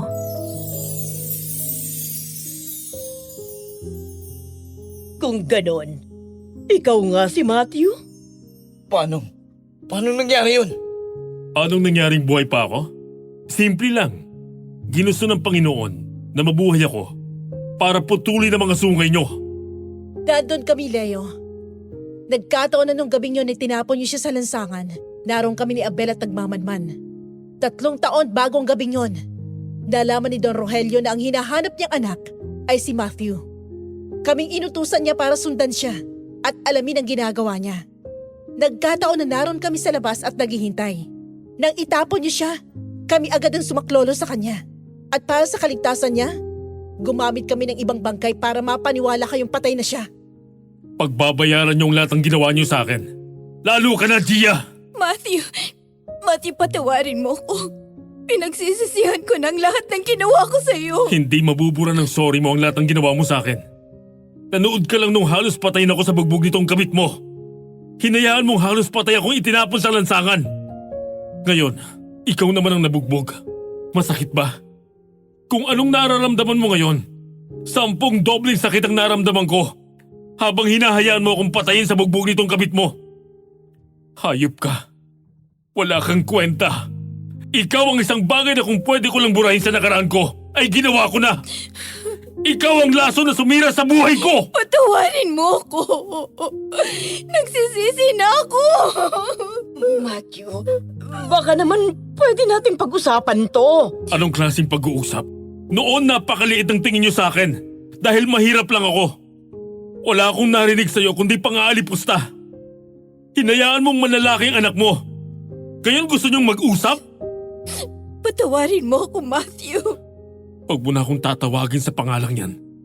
Dahil mula lang trinaydor mo ako at hinayaan ang lalaking to at ang demonyo mong ina napatayin ako. Nawala na rin si Matthew. 5 taon, Gia. 5 taon kong hinintay ang araw na ito. Hinayahan kitang magpakasal sa iba. At isipin na nakaligtas na kayo sa kasalanan niyo sa akin. Ngayon, ang basurang inalipustan niyo noon ang magpapabagsak sa inyo. Nagsampa ng iba't ibang kaso laban sa inyo. Dahil sa pagtataksil mo noon at pagpapakasal sa ibang lalaki habang kasal ka pa kay Matthew. Kasama na doon ang kaso ng pagpaplano niyong patayin siya. Alam na rin ng mga pulis na ginagamit yung negosyo niyo para makapag-smuggle ng iligal at pinagbabawal na gamot. Sa makatwid, hindi na kayo makakalaya. Doon na kayong lahat mamamatay sa loob ng kulungan. Hindi pwede ito. Hindi! Hindi. Matthew, pakiusap. Huwag mong gawin ito. Huwag mo akong ipakulong. Masisira ang buhay ko. Nag-aalala ka masira ang buhay mo? Nung halos patayin nila yung asawa mo? Hindi mo ba naisip na sinira mo buhay niya? Kaya anong karapatan mong magmakaawa? Nagmakaawa rin sa'yo si Matthew nung pero wala kang ginawa. Ganyan nga, Gia. Magmakaawa ka. Magmakaawa ka sa dati mong asawa na pinindeho at ikinahihiya mo noon. No! Mami, gumawa ka ng paraan. Hindi ako pwedeng makulong. Hindi nagagana ngayon ang pera nyo.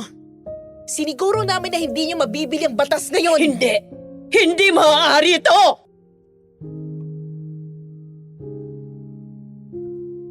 Tagulat ako nang biglang damputin ni Leo ang isang silya at sinugod niya ako. Naitulak ko palayo si Andrea. Sabay hawak sa silya at sinipa ako ng malakas si Leo sa tiyan. Nang mabitawan nitong hawak, agad siyang sumugod sa akin. Sinubukan niya akong suntukin pero mabilis ako nakaiwas. Sabay lumipad ang kamao ko sa gilid ng mukha niya. Agad na nahilo si Leo at nawala ng balanse. Susugurin ko sana siya nang bigla siya maglabas ng baril. Kaya gumanti ako at pinutukan ko rin siya ng baril.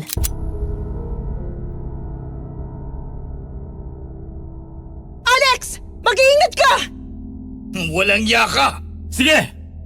Iputok mo yan, hayop ka! Kundi mamamatay ka rin!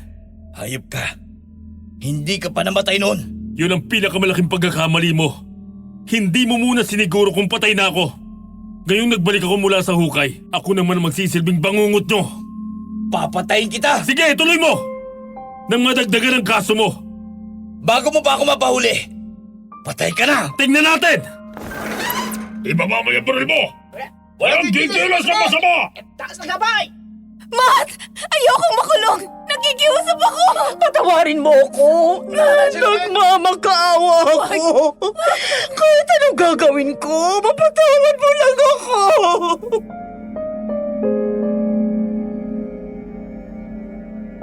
Ang lahat ng sama ng loob at galit na naipon sa dibdib ko ay lumabas sa sandaling yon. Matapos kong marinig ang pagmamakaawa sa akin ng taong mas masahol pa sa daga ang tingin sa akin. Habang hinuhuli na si Leo ng mga pulis, pinigilan ko muna ang mga ito na huwag ilabas ang mag-ina. Pagak akong natawa, nang marinig ko ang pagsusumamo nila. Parang isang nakakatawang eksena sa pelikula ang nakikita kong pag-iyak nila habang nakaluhod sa harap ko.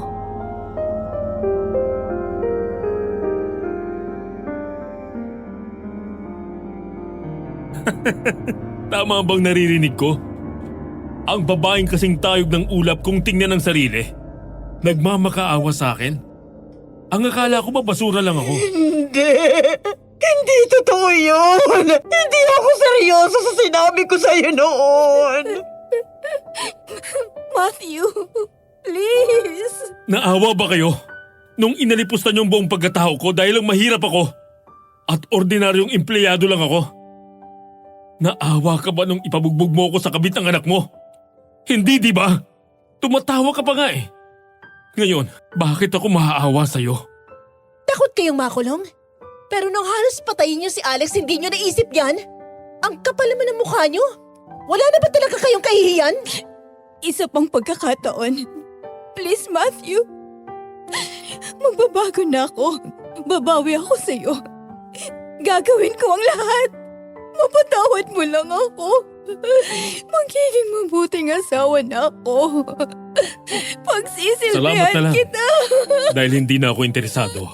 Matagal nang napalitan ng galit ang pagmamahal ko sa'yo. Alam mo, sana hindi na lang kita nakilala. Sana nung panahon na nilalandi mo ko, sana hindi na lang kita pinatulan. Oo, hindi ako mayaman. Pero masipag ako at responsable. Nagtatrabaho ko noon ng maayos. Nangako ako sa iyo noon ng magandang buhay. Pero hindi mo ako hinintay. Kumabit ka sa lalaking kayang ibigay ang mga luho mo. Gia, minahal kita. Totoo ang pagmamahal na yon. Nung pinili mo si Leo, ikaw ang nawalan at hindi ako.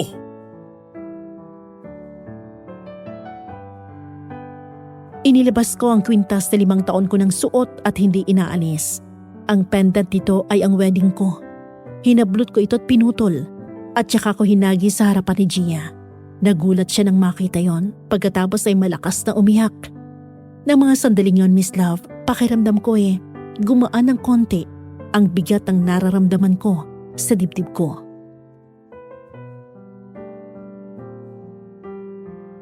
Ito ang wedding ring ko. Ibinabalik ko na sa'yo. Mula ngayon, sa korte na ulit tayo magkikita. Bukas mag-file ako ng annulment. Hindi para palayain ka, kundi para palayain ang sarili ko. sa bangungot na dinala mo sa buhay ko. At para pakasalan ng babaeng totoong nagmamahal sa akin sa kabila ng nakaraan ko.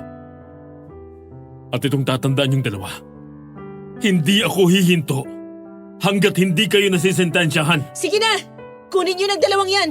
Tumayo ka na dyan. Asa ka ba? Wag! Matthew! Wag mo akong ibigay sa kanila. Parang awa mo na! Ayoko makulong, Matthew! Dito na kayo.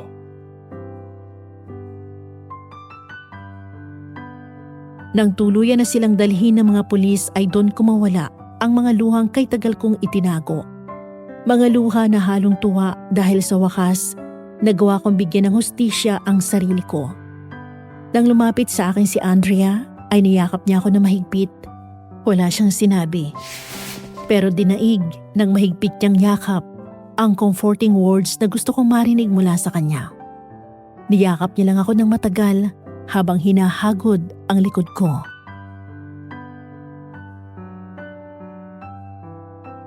Tapos na, Alex.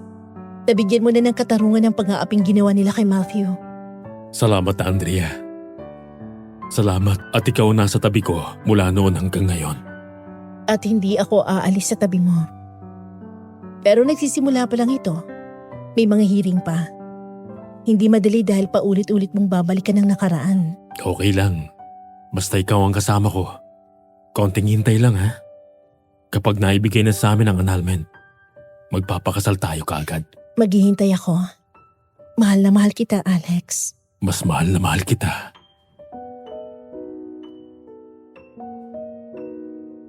Tatlong taon na ang lumipas. Matapos ang kaliwat ka ng hearing, ang paulit-ulit na pag-alala sa nakaraan at matapos ang sangkatarbang stress. Sa loob lamang ng sandaling panahon ay tuluyang nasintensyahan ng 3 at nakulong. Habang ang annulment ko naman ay naibigay sa akin makalipas ang 2 taon. Nagdesisyon kaming dalawa ni Andrea na huwag magmadali. Gusto niyang ma-enjoy ko muna ang kalayaan ko mula sa dati kong kasal. Pero hindi nagtagal, tinupad ko rin ang ipinangako ko sa kanya. Hindi na rin kasi ako makapaghintay eh. Gusto ko na talagang pakasalan si Andrea. Kaya nag-propose ako at napakasaya ko nang tanggapin yun ni Andrea.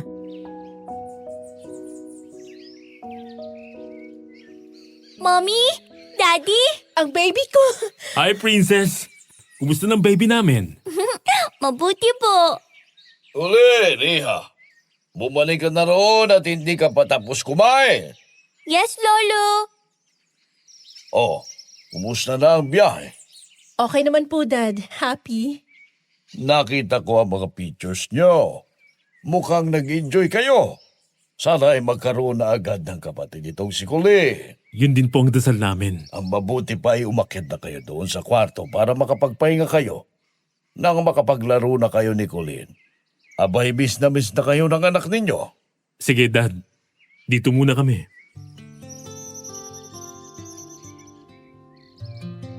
Nakangiti akong sinundan ng tingin si Andrea. Pareho kami napagod sa biyahe, pero hindi mawala ang masayang aura sa mukha namin.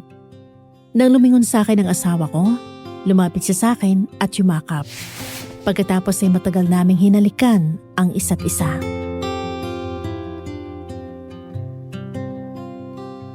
Masaya ka ba? Sobra. Paano ba yan? Pangalawang kasal mo na to. At sisiguraduhin kong ito na rin ang huli. Dahil ikaw lang gusto kong makasama hanggang sa tumanda ako. Kayong dalawa ni Colleen at ang mga magiging anak natin.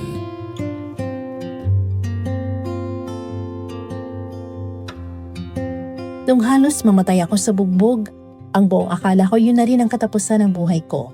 Pero may isang ipinadala ang Panginoon, kaya hanggang ngayon buhay pa ako.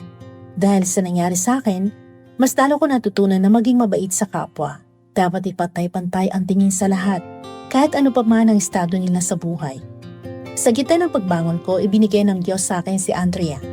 As I seek and plan my revenge, I didn't know that true and unconditional love would come and find me. Sana'y maraming natutunan ang inyong mga tagapakinig sa aking kwentong pag-ibig. Hanggang dito na lang at maraming salamat po sa inyong lahat. Nagmamahal, Alex.